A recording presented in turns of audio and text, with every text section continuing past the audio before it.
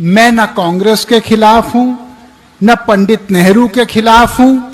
हमारे देश की राजनीति हमारे देश को जोड़ने की राजनीति होनी चाहिए, ना कि गृह युद्ध पैदा करने की राजनीति। बीजेपी सांसद वरुण गांधी के कहे ये शब्द इन दिनों वायरल हैं।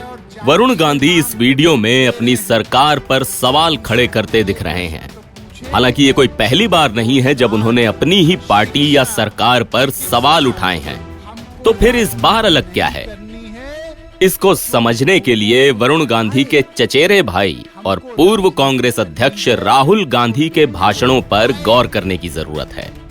अभी हाल ही में दिल्ली में भारत जोड़ो यात्रा के दौरान राहुल गांधी के भाषण में भी ऐसी ही बात थी। वरुण गांधी की टिप्पणी और उनके बड़े चचेरे भाई राहुल गांधी के भाषण के बीच राजनीतिक पंडितों को समानता दिखाई दे रही है। क्या वरुण गांधी भी वैसी ही बात करने लगे हैं जैसे उनके चचेरे भाई राहुल गांधी करते हैं? वरुण गांधी के हालिया बयान के बाद उनके वापस कांग्रेस में लौटने की भी अटकलें लगाई जा रही हैं। इसको लेकर कांग्रेस के पूर्व अध्यक्ष राहुल गांधी से सवाल भी पूछा गया।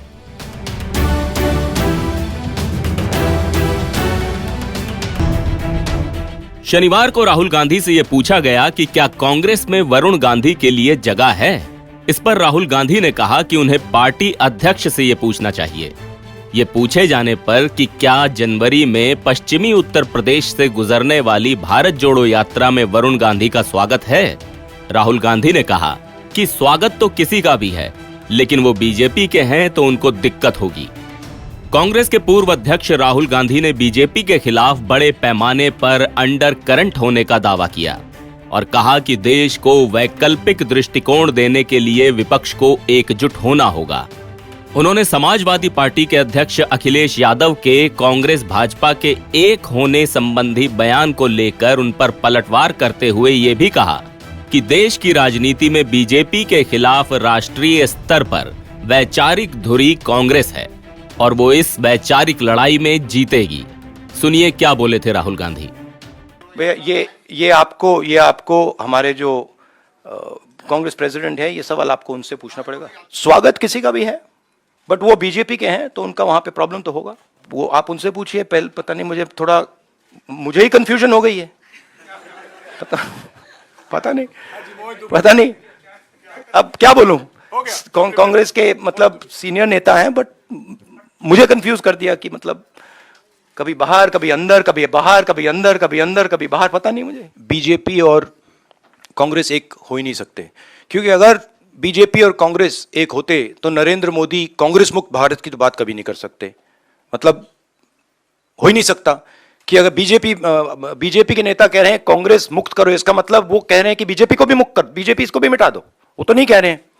तो ये तो पूरा देश जानता है कि कांग्रेस और बीजेपी आइडियोलॉजिकली बिल्कुल अपोज्ड हैं और ये पुरानी लड़ाई है, पुरानी विचारधारा की लड़ाई है।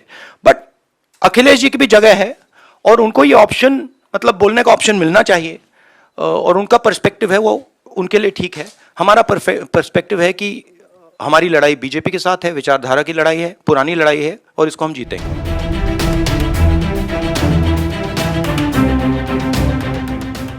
वरुण गांधी बीजेपी में साल 2004 में शामिल हुए थे। उस वक्त बीजेपी के मुख्य रणनीतिकार और पार्टी के बड़े नेता लाल कृष्ण आडवाणी का उन्हें पूरा समर्थन था।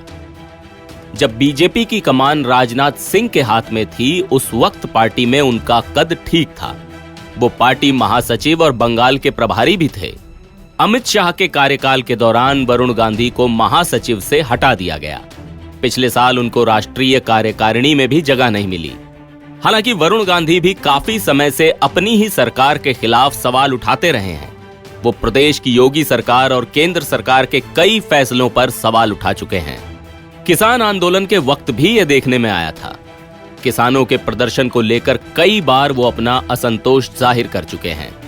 लखीमपुर खीरी घटना के वक्त भी सरकार की मंशा पर सवाल खड़े किए।